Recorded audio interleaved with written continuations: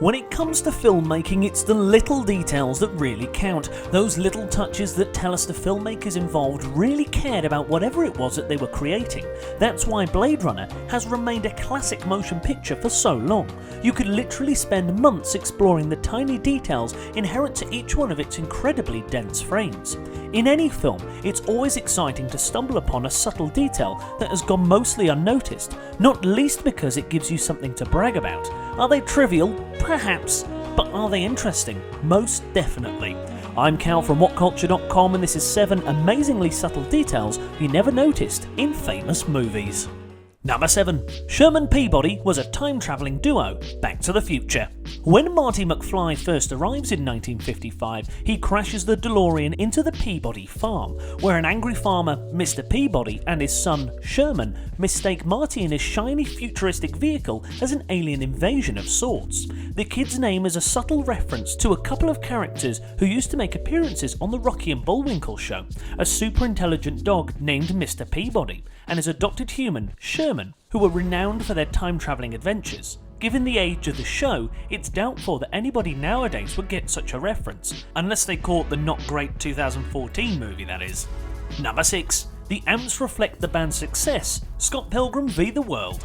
Edgar Wright has a thing about super subtle and meta references in his movies. He's all about showing his love not only for the existing films, but also for the exchange involved in hiding references and tiny jokes that take ages to find. At the start of Scott Pilgrim vs. the World, when Sex Bob-omb are practicing in the house, their amps are made by a company called Lane Brand. But later, as they're grown successful enough to play the Chaos Theatre, the logos on their amps now read Sweet Brand. Number 5. The movie's clever length, Inception.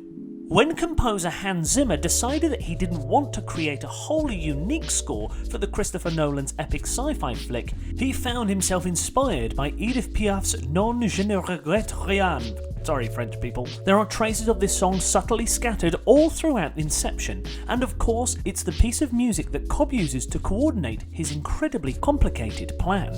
And in an even more subtle way, the song is at the heart of the film. Inception runs at 2 hours 28 minutes, mimicking the original recording of Non je ne regrette rien, again sorry France, at 2 minutes 28 seconds.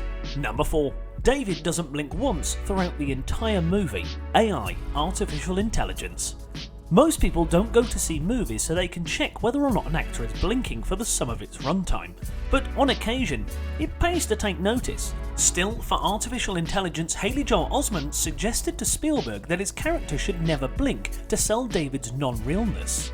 And even if you never noticed it, it's the kind of subtle trait that ultimately serves to ensure that there's something inherently manufactured about his character. And before anyone brings it up, contrary to popular belief, Anthony Hopkins does in fact blink in The Silence of the Lambs.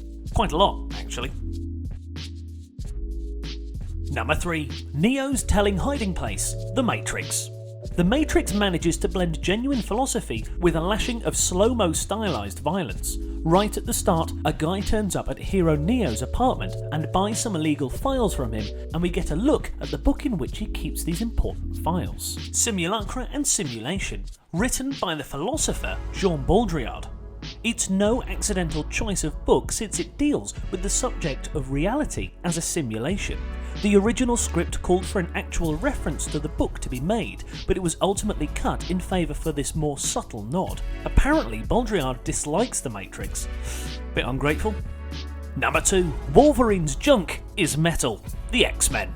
Given all of the exploits initially reluctant superhero Wolverine gets up to across the X-Men franchise, you'd assume that he's got some serious cojones to go with his adamantium skeleton.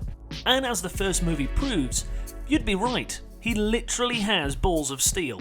At one point when he fights Mystique, she kicks him in the testicles, and instead of him falling to the floor weeping like any other man would, the only response is a metallic clang.